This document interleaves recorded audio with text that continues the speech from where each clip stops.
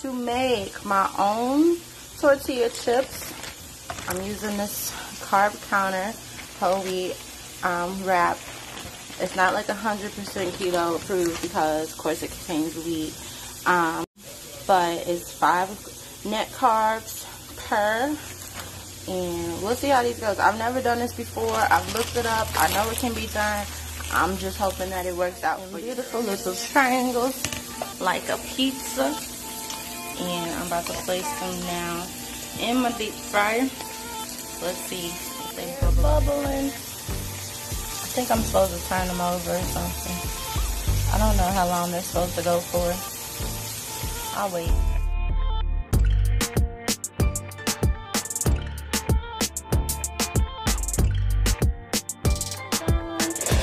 They're nice and crunchy.